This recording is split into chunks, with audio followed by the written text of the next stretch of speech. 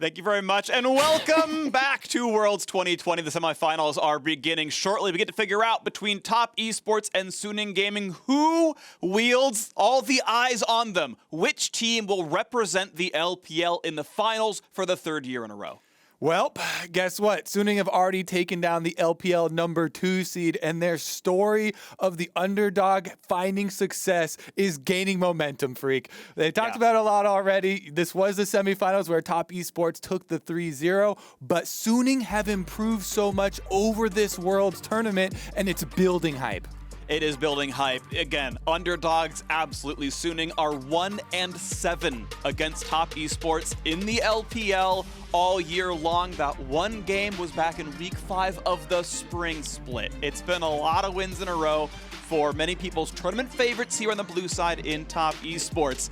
And the question remains, which of these two teams will try to be the third straight LPL World Champion? Expecting an Ornn ban on the side of Suning. One of the big differences between these two teams is the top lane, and it was very big in the last matchup that they did have in the semifinals. Bin primarily plays carries. It's been 38 games since he had an Ornn game that they actually played it, and that was one Ornn in a sea of carry top lane champions for them.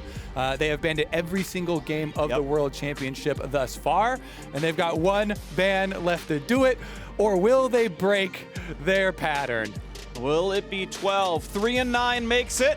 Is it going to be SwordArt or Bin or someone else banning this one away? I saw it there. We added the numbers, and we got to figure out. No, Nidalee is going off of this one. This is interesting. It almost forces. I mean, you're seeing these jungle bans coming through. Graves, Kindred, Nidalee, arguably the 3 biggest junglers at Worlds so far. Lilia has not been played by Karsa, all split long, Worlds included. It is something that SofM plays, though, so Jhin, maybe the takeaway. Huge takeaway from huanfeng here. And I like that JackeyLove is taking away one of the best picks that Suning have found success with. Now, this isn't to say that's the only AD carry that they have. Obviously, his Misfortune bottom lane was also extremely strong.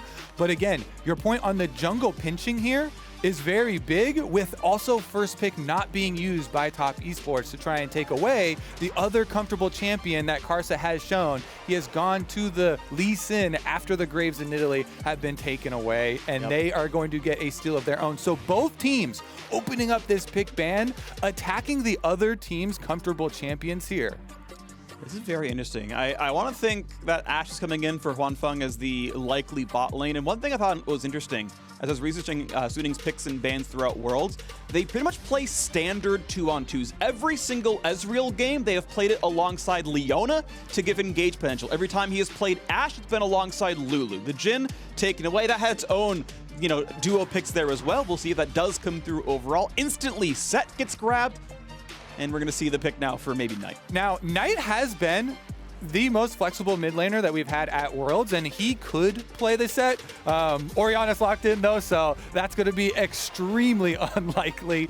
As when you're facing an Orianna now on the side of Suning, you either want to go with an assassin to try and attack her close range, or outrange it with Zoe. I think that Zoe has been one of Angel's best champions, right up there with the Syndra, probably even the best. So I would try and grab something for him before the second rounds of bans come in.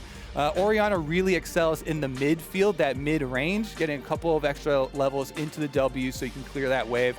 He doesn't go with the Zoe. Azir also has the extra range, though, and you can do a similar thing.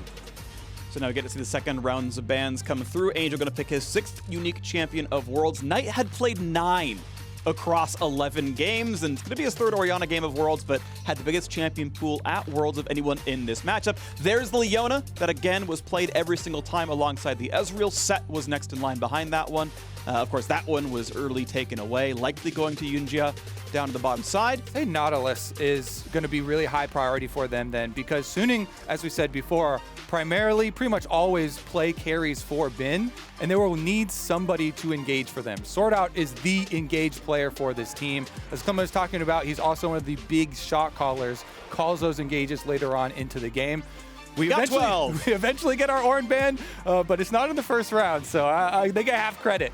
Yeah. I would say, though, yeah, Nautilus, these other hard engaged supports should be what TES are trying to target here, deny them from SwordArt. And I'm expecting to see the support grabbed pretty early from Suning. Top Esports, more than any other team in quarterfinals onwards. Counterpicks for 369, more than any team counterpicks for any other player. 369 gets the counterpicks for Top Esports, something like 70% counterpick rate. And he's not going to get to in this game. This is the benefit of Red Side, is that Red Side gets to guarantee a role gets counterpicked. And it's going to force 369 to blind pick as top laner, and we get to see what Bin's counterpick is going to be.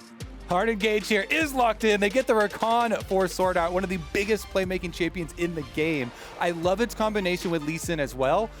He can actually sync up so well with SofM. They both have the dashes. You can play some really interesting vision games by hopping over walls and allowing your teammate to then hop to you. But it's a very quick double lock in here. Pantheon for very aggressive play on their bottom side too, with the point and click stun. And the Jayce, very, very powerful laner for the top side. Difficult to go with a counter pick here for Bin. Since the Camille is banned out, that's one of the ones where you usually try and get a Hextech Ultimatum, set him up for counter kills. The Wukong is actually what they used in the semifinals. Yeah. Into it in the reverse matchup.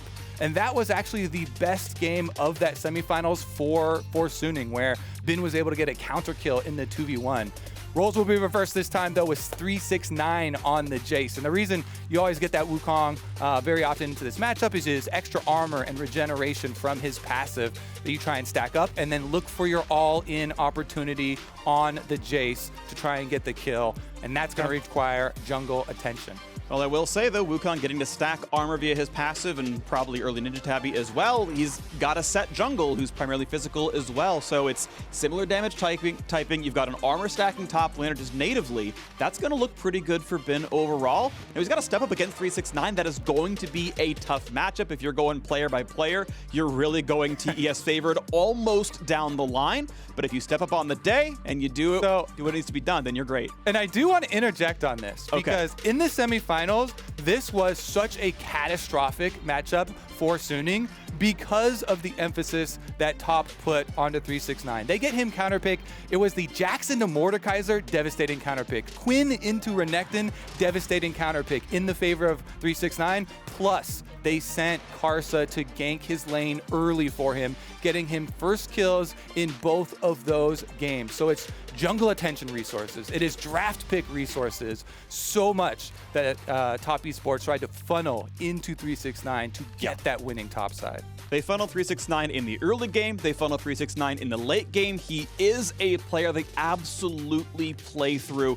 Top Esports' Herald control is like 1.27 a game. They get most heralds, they play around top side. They sat dragons for it, by the way. They have a very low first dragon percent. They have less than one dragon at 15 minutes on average. They are playing around top side in the early game, and you've got this Jayce Wukong volatile matchup. We'll see how much Karsa can be up there.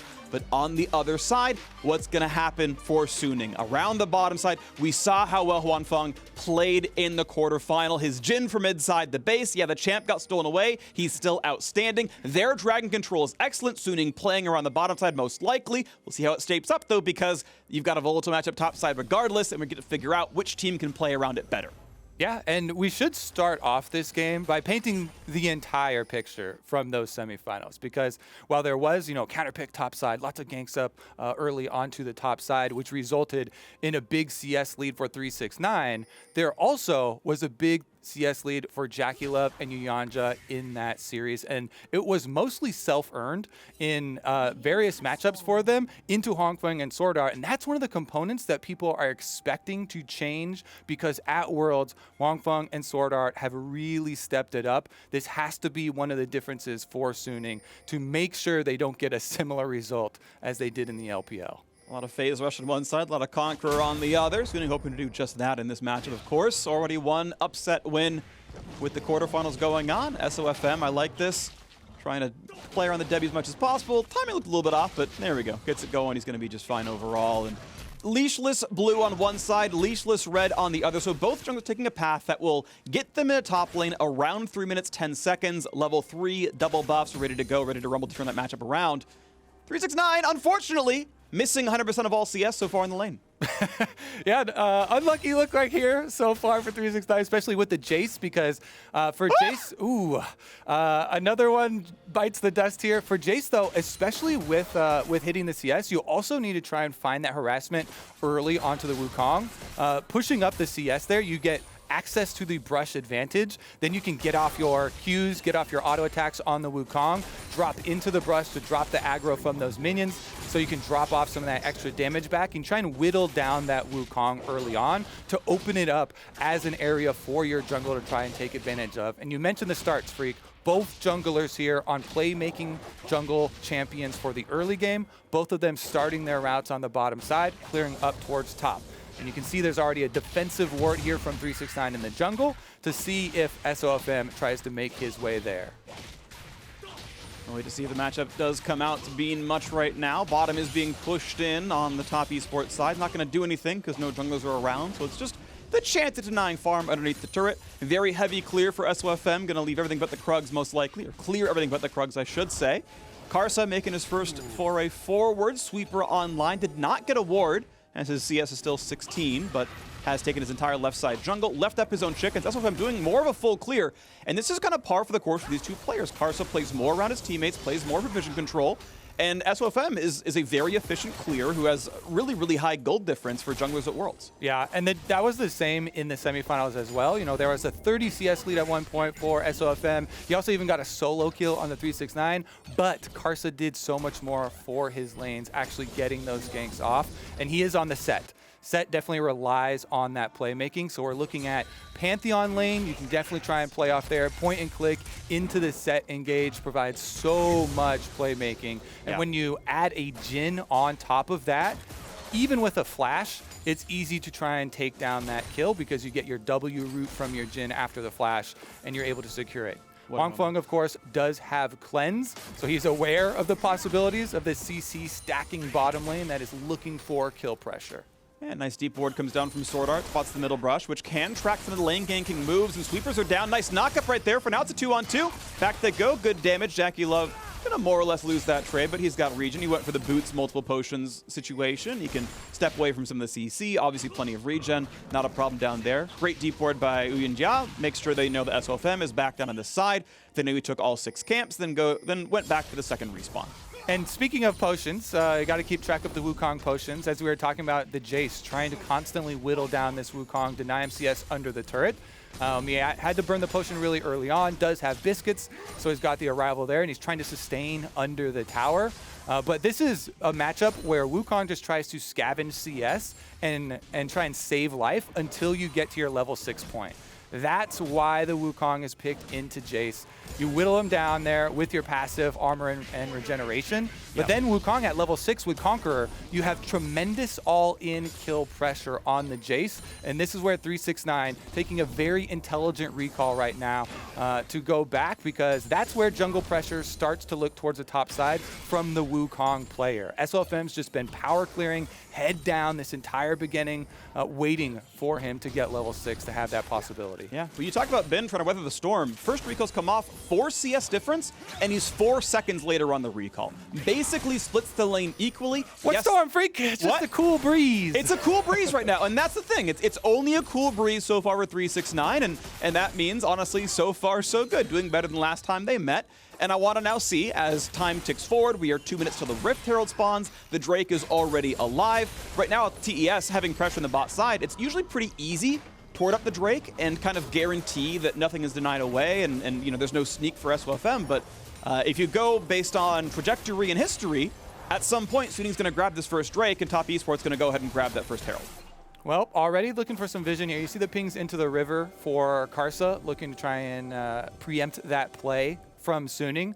He has been keeping up in farm with the Lee Sin as well for a Sett, which is very good numbers since SofM has been power farming away on the Lee Sin. He will get the crab, but Karsa sneaks around to get that deep ward, and Jayce does have teleport.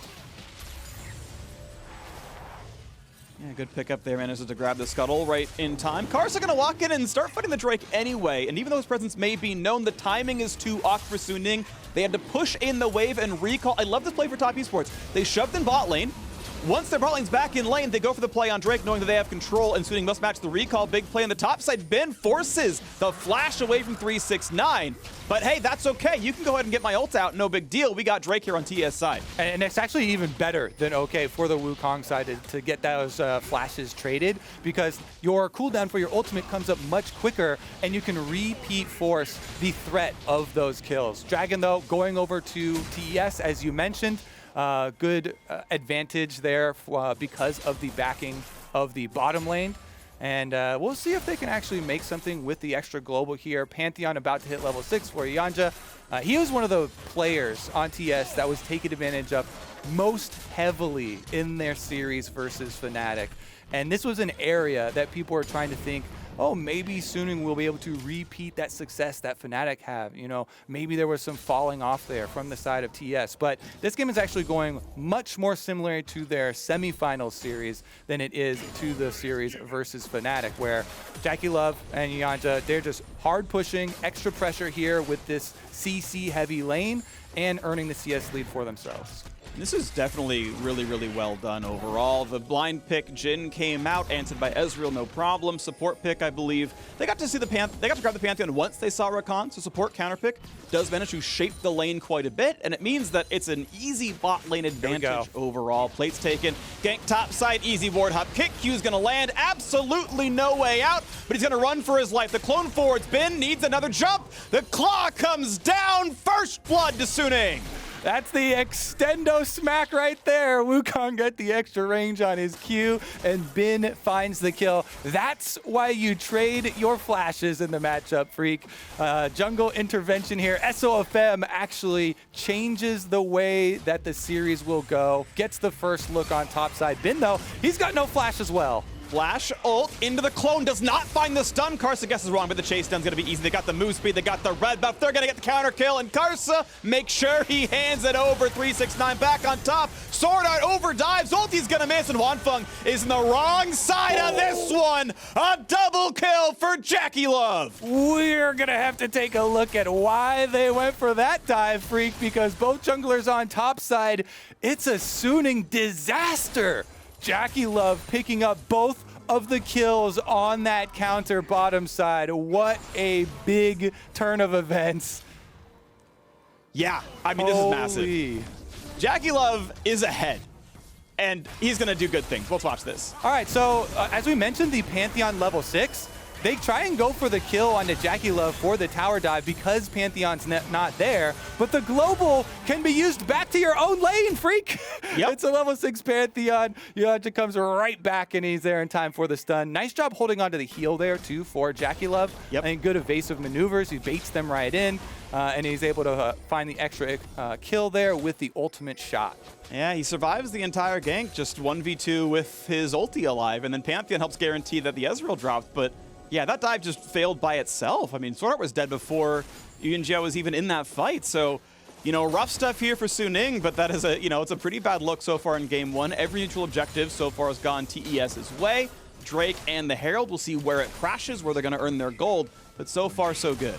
I'm interested to see how this affects the rest of the series too, and the champion select, because very clearly, as we talked about in the beginning of Champ Select, you know, taking away specific champions from the comfort, from the success that we've seen recently.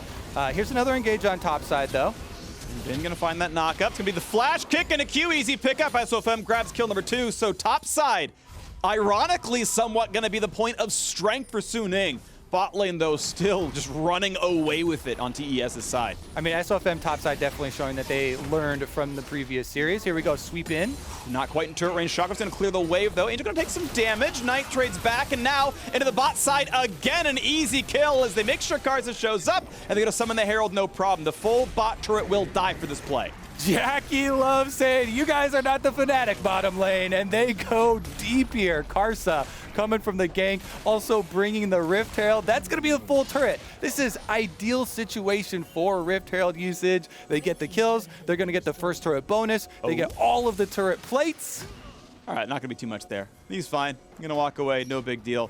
JackeyLove, now that he's 3-0, I gotta start gushing about how good JackeyLove is. If You're holding it until now? I mean, I haven't gotten to cast a lot of JackeyLove BO5s, and now I get to. So JackeyLove may well be the single best AD carry in the world. There's contention that's maybe Ruler, but, you know, he's number 1 or number 2. And this is a man, by the way, who gets usually no help at all. He is 19th in the LPL for CS share post 15. They do not put resources in him.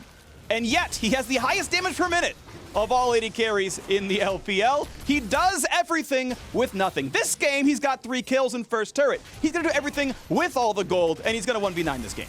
Yep, they try and dive him, they mess up the dive, JackeyLove punishes, then Karsa goes down bottom to really make them regret their decisions. That's going to be Dragon stacking for TES as well. So if you look at the overall setups here with the strategy coming in from TES, this is exactly what they want because they're the ones with incredible playmaking potential on AD carry support and jungle. You start to get these towers down early, then you get the possibilities of Pantheon ultimates coming in and the long-range follow-up of Jhin W snares picking people off.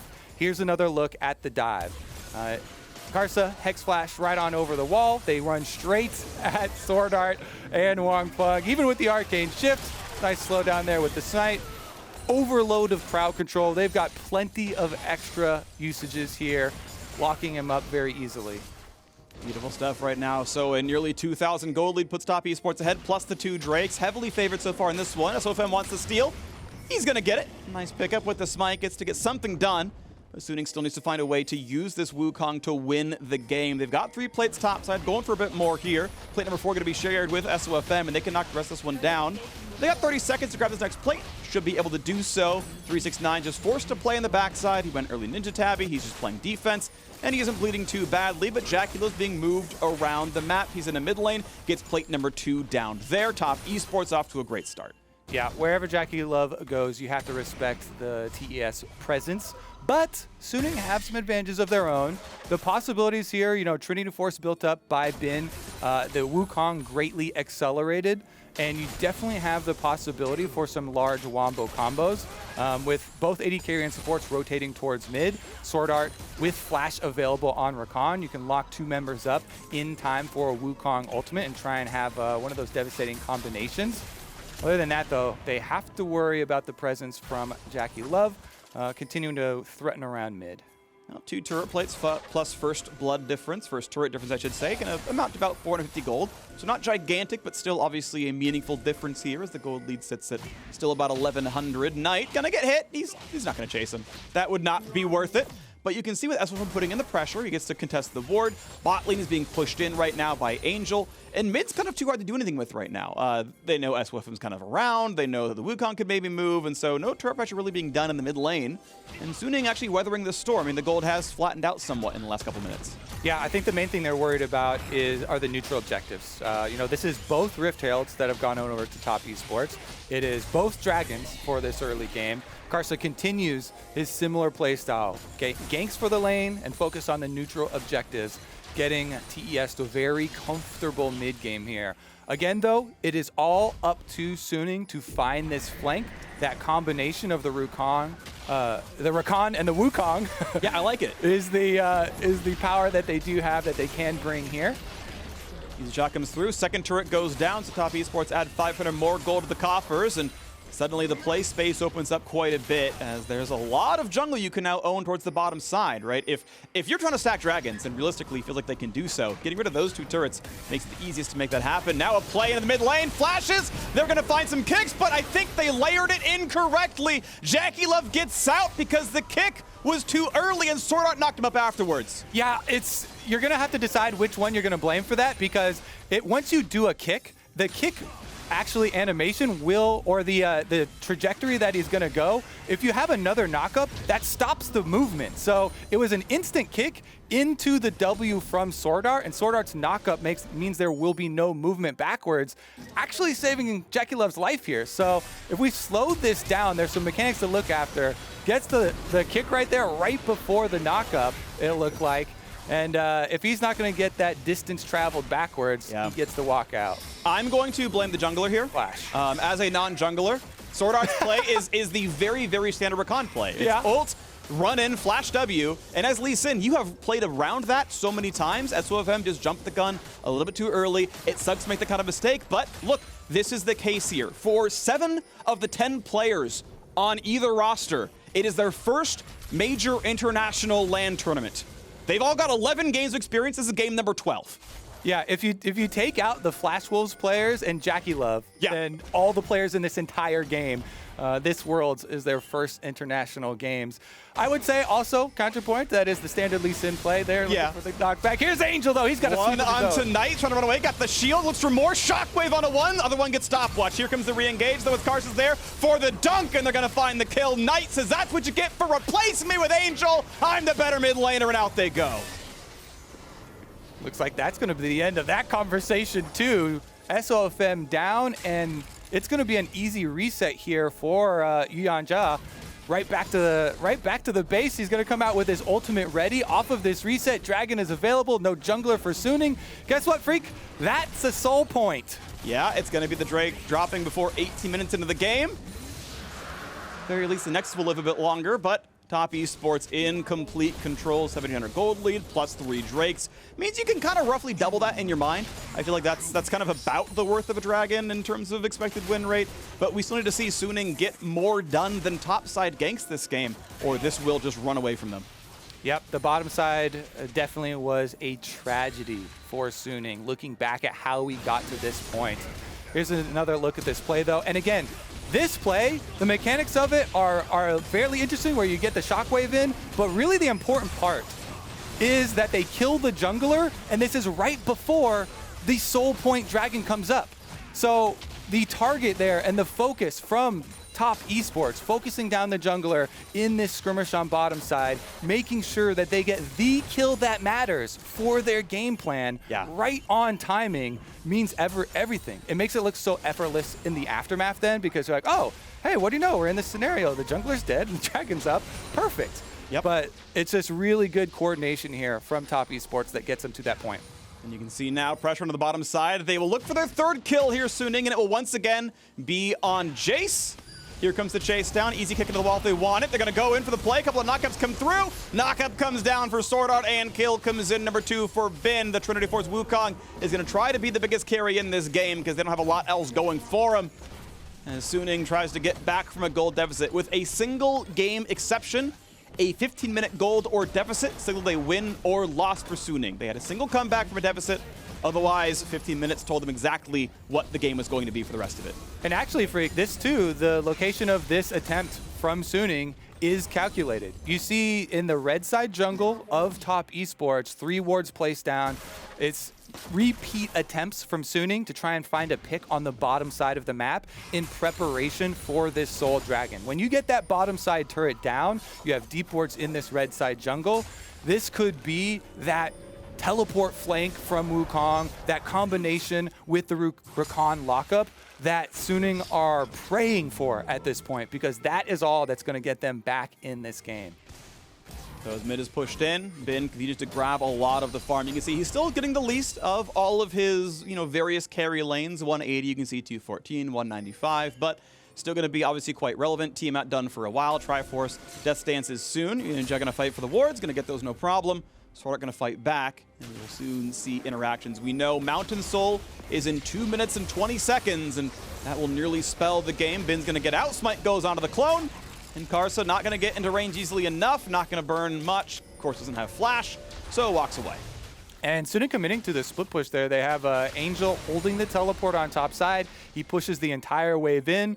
They have confidence in Bin to just escape that attempt. And they want to save all of these possible cooldowns of their teleports for the setup for this dragon. But again, Top Esports, they're really good at doing their homework, doing their setup for these objectives. You see, they instantly sweeped out all the vision that Suning were able to lay down in preparation for this incredibly important fight.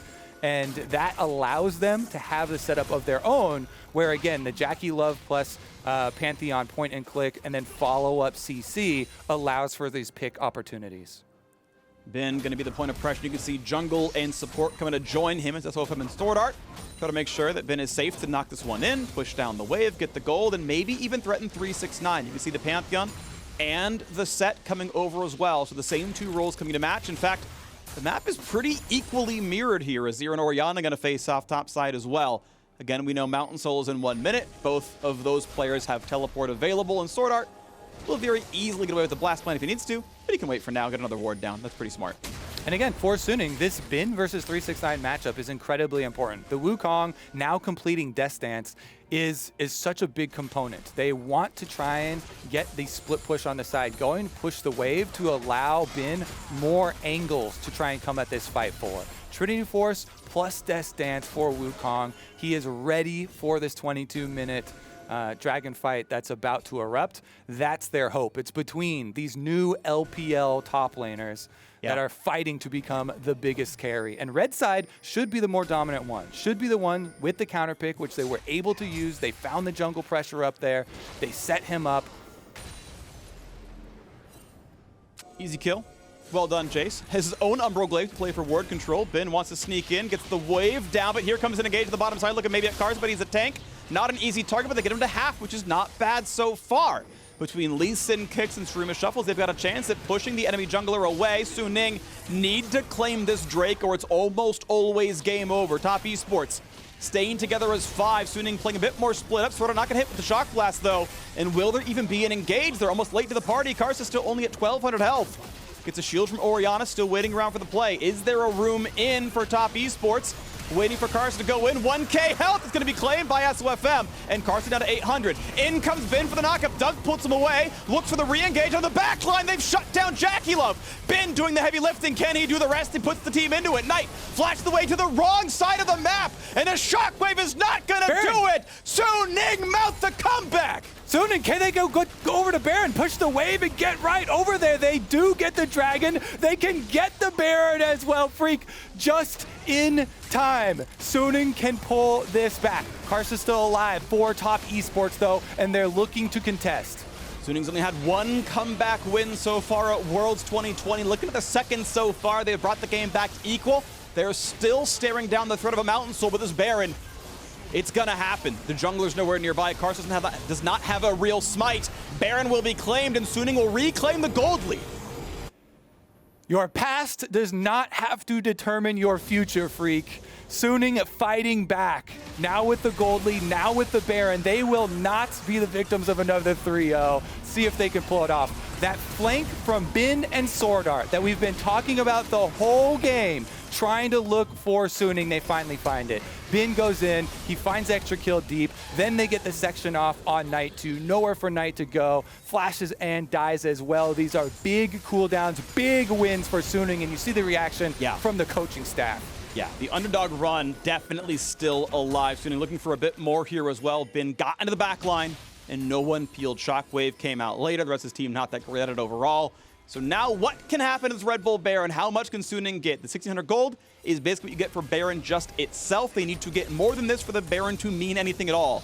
Bot lane being pushed in, a couple of reinforcements are here, but it's 4v2 on the bottom side of the map. It's the other parts that are actually being attacked here. huanfeng and SofM gonna knock down this mid lane turret. 500 gold gonna be claimed, no problem. Top Esports knows better than to try, but the outer turrets are easy. The more difficult part is mid-tier 2 as they dunk right into it, and instantly huanfeng is gone. Karsa makes the huge play in the mid game. All right, TES now with a power play, and it is up to Suning to release the pressure. They cannot get more than that single mid turret with the Baron buff. This is actually a very measly Baron power play on the side of Suning, considering how much standing gold was still on the map. Really big play here from Karsa to cut off the push from Suning. huanfeng had actually gone for the more defensive option too, going Iceborne Gauntlet against 4 AD. Yeah, he took cleanse. Exactly, I'll stack the armor, but you're not gonna survive the Karsa dunk unless you got Quicksilver Sash, and he's gonna finish Death Dance first. We'll see what comes out next. But that Baron power play, yeah, it's just that 1,460, right? That's just Baron itself. That's nothing special. So Top Esports, yes, they'll have to come back from a gold deficit, but in 2 minutes, that next Drake spawns, and if Karsa lands that smite, it's a really, really good chance to win that game overall. That's the big issue with giving up so many early dragons. Every 5 minutes, you're faced with this heart-pumping decision. Oh, well, SwordArt's got a heart-pumping decision of his own. Does have the extra mobility of Rakan, so not too bad. All right, no problem right now. So, once again, just wait around for crossing the T's out of the I's. As you mentioned it, Kobe, doing your homework, making sure you are set up. Nice little recall stop there. No kills, no problem. But mid lane is under fire. The last 15 seconds of Baron buff is ultimately not going to mean too much. Yuyanjia has to lose his recall again. SwordArt trying to be the most annoying player in this game, and it's worked out pretty decently for him. I also have to say, level 16 now on Bin. The extra experience here for Wukong down in the side lane. You see him split pushing there is really big. That level, extra level into your ultimate for Wukong with the Conqueror, with the full build here basically, and a stopwatch. Bin is a guy, this is a rookie for Suning. Yeah. Joined this year, and they have just done everything to set him up for success. And it has really paid off for them. He's already had some huge plays here at Worlds. The Gangplank barrel heard around Europe to be able to get them that victory over G2. See if he can have a similar impact in this series. Karsa, though, he's got the flank. Karsa's going to look for huanfeng yet again, finds a single stun, and it's not going to be a team kill. He's not going to knock down his old teammate. SwordArt gets away. No dunk used. Going to save that cooldown for the all-important Drake fight. And SofM, he's so sad. There was a ward right there. Knight saw him. He's like, I'm going to play it back. You're not going to get the kick on me. I will stay alive for this Drake fight. And once again, it is a battle that Suning must at least get the smite in. And that's it. They've got extra resources to send. SwordArt, it's been rooted, it's been dunked, it's gonna be a kill. No, it's not. He ults, he gets away, jumps back to his teammate. And that is some important cooldowns missing. SwordArt, of course, burned his own ulti, but it's still gonna be a 5v5 in the bottom river. Drake is alive. Pretty big setup here. TES trying to find their way just to even let Karsa get a smite fight, because the rewards are tremendous for TES if they win the smite fight, and the losses aren't that big. One single Mountain Drake going over wouldn't be the end of the world. They're trying to force it now. It's going to be a battle. Who's going to get the kick? Who's going to make the smite come through? The battle comes in again! It goes to SofM with the steal. The re-engage with the double shockwave is good, and JackeyLove finds the kill in a SwordArt. JackeyLove getting attacked. He's going to go down to Bin yet again. Angel gets the double scoop, burns his Zonias, but the re-engage looking pretty good. The front line is squishy. yuyanjia goes down. Knight is on the run. He just cannot survive, and SofM goes in for more. A double kill for Bin, and 3-6-9. It's a 3 this game. He's going to kill a minion wave. He is going to die. It's going to be okay. Swags for his old team, and that's going to be a huge pickup and ace for Suning. SofM spent so much time in the LNG jail, and he's back. He's on the world stage now, and he is winning it. Suning with another big dragon fight, and they're going to take it right through to the Nexus. You have to believe they close this game out. The first Nexus turret going to drop, and the respawn's going to take a little bit too long. The stopwatch drops aggro. The second one falls, and now it's the time for the desperation defense. They're going to try 2 versus 4. Already a kill comes through. Another one comes in, but the Nexus will fall, and Suning takes the upset win in game 1. Underdogs rise up, freak. Yeah. 3-0 in the semifinals of the LPL, but Suning will not let it go down like that here on the world's stage. These guys coming together, so big for them. What a year it has been, too. From 11th place in spring in the LPL here to 1 game up in the world semifinals. 1-7 on the year coming into the series. 1-0 in the series itself. It doesn't matter what happened before. What matters is how you play on the day. The battle for who will represent the LPL for the 3-peat in the finals. And it's 1-0 to Suning so far. Beautifully done. Now, episode 1 of Untold Stories, Top Moments from Worlds is out now. Here's the humble beginnings of Worlds episode 1, titled Freak's Basement. It's available free on Spotify. Please I was there. check it out. Yeah, you were, as a player, you did the worst of all the NA teams. We'll get more insight from the experts in a few moments as Suning came out on top in game 1. True.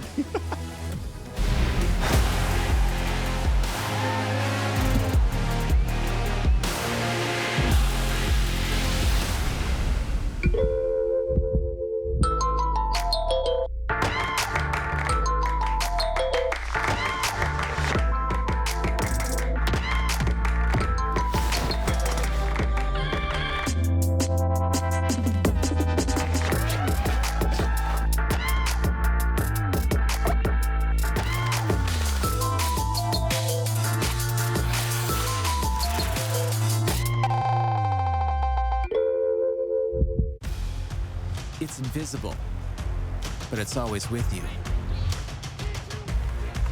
It's the defender of your decisions, the bodyguard of your buffs, the guardian of your greatness on the Rift. It's the Cisco network. Because when every click can tip the scale of an entire season, nothing less than the speed and dependability of the world's most powerful network will do.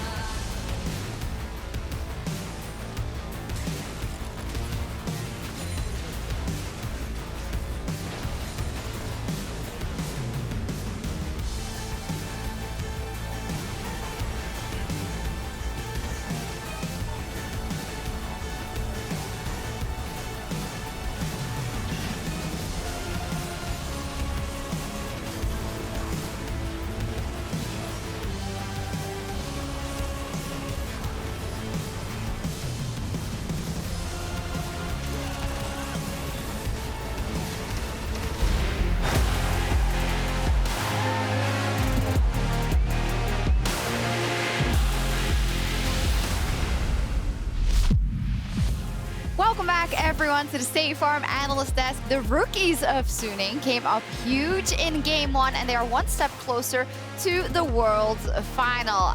If everything goes across expectations with LPL teams and what they show, hopefully we'll get 5 games of this. But let's sing the praises of Suning and how they really turned around a doomed game in the early game. Let's start with the draft, where we see a stark contrast between playing for lane and playing for those team fights. I think there's so many things you have to look at in this draft. The first thing is Top Esports first picking away the Jhin from huanfeng. That's one way of saying it. Then huanfeng responds to Ezreal. And then Knight pulls out the Orianna for a control mage. And then Angel responds with an Azir. And it's his first actual control mage we've seen in the tournament. So he's happy to match him there. And then SofM blind picking the Lee Sin because Kindred, Nidalee, and Graves are all banned. So that only leaves Hecarim Lilia. So he blind picks Lee Sin. It's one of his comfort. The tank Lee Sin. He's a connoisseur of that. And then Karsa responds with Sett, which it's a good response. I think Lee Sin's not too much for a farming jungler. You're not going to go into too much risk picking Sett. You're not going to fall too far behind. But if you look at both these comps overall, what you're seeing is on the blue side with top esports, you've got winning lanes. You saw 3 prior lanes. You saw them having the push. You saw the double crab for Karsa. And on the right side, on the red side with Sunning, you have teamfight comp. Yes, Wukong's going to lose early to Jayce, but level 6 he'll take over. Azir needs to scale. Ezreal needs to scale. And I think, yes, Sunning made a big mistake in bot side, but when it came to teamfights, they just took over. Yeah, and what I think is really important about this series and this draft in particular is Suning went back to the old style that they were using in the LPL. You know, this wasn't the hard farming junglers. We just talked about, you know, will the perfect storm exist for SofM to take a power farming jungler and just kind of outpace Karsa? Instead, they go to the Sett Lee Sin meta, and he's ganking top lane. And this is what they did domestically against top. They would try to throw everything at Ben because Ben does play those volatile matchups and get it going for him. They had the last pick, the Wukong. They did get him the lead over in the Jayce. It's impossible to play that matchup post level 6. And then they also out-team fought them. And it kind of goes back to what Knight said, which is you need to be aware that Suning are much better than they were. Their development from domestic season to playoffs now to Worlds, even when they played the exact same style, which in the past they had lost to top with, they were able to outperform because they can team fight now. And that's one of the biggest takeaways here for me. We talked so much about the Suning possible ceiling and the fact that they, one, changed up their style from the domestic season to the World Championship, but then when they saw it fit, go back now to something that they're used to playing but kind of executed better against the team that they lost against. That spells out development. And I think if you look at top esports, they have clutch players in every role, like we said. They had 3 winning lanes from the draft as well, and Suning was able to weather that storm. Yes, we went down 2 or 3 gold. Yes, we entered bot a little bit on the dive, and which we're about to see soon. And I think that if they can weather all of this and win the team fights, I think it's just so well played, and the last pick Wukong for me was just huge. Yeah, that's it, right? The fact that they do get behind early, that bot lane goes wrong. I thought I was watching yesterday's match again for a second there.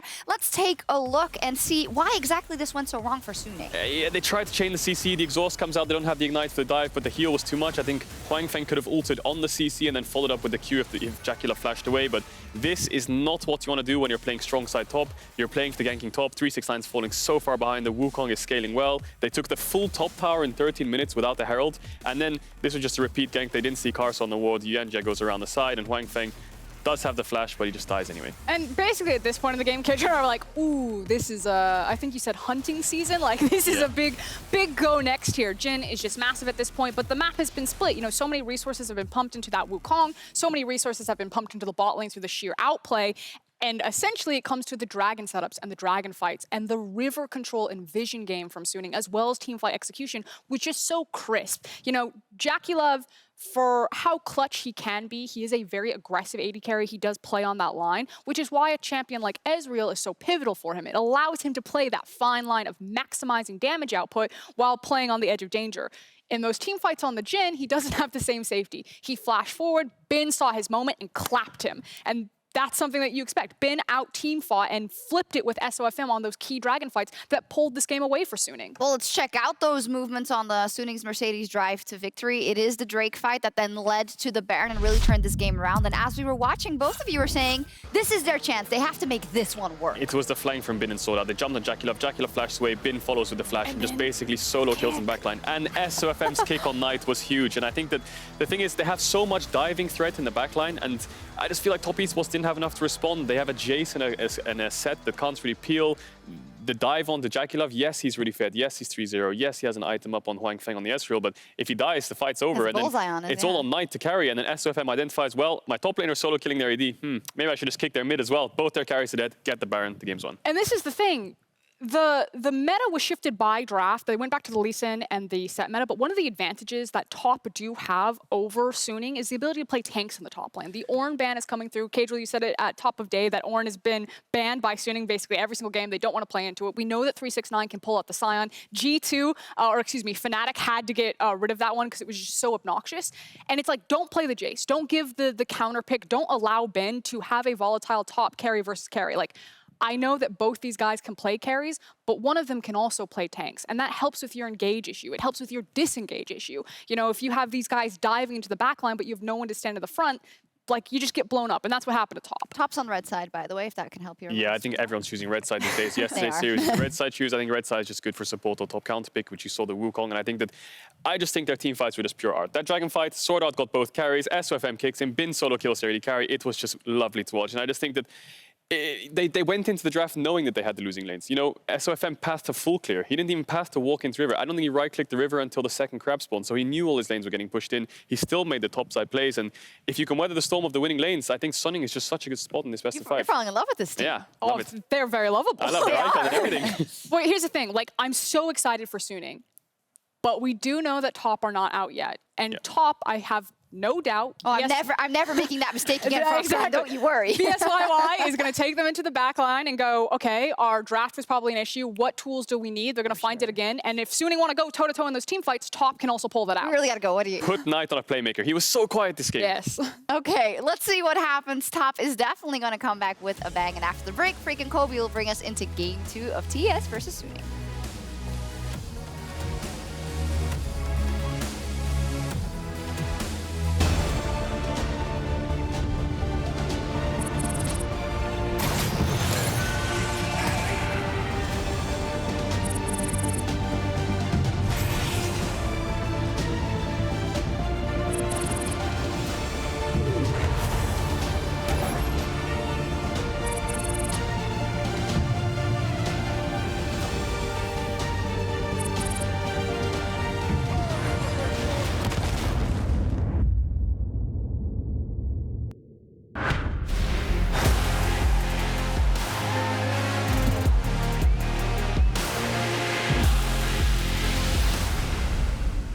Hey Mercedes, legends run wild, each one unique, with astonishing power, unstoppable, master warriors, ready to compete. Seeking glory. We live it, we breathe it, we have each other's back. Together, we become legends, icons of a new generation.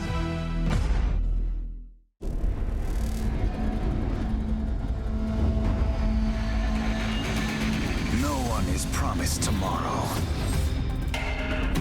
Playtime's over. They're mine now. Fear the assassin with no master.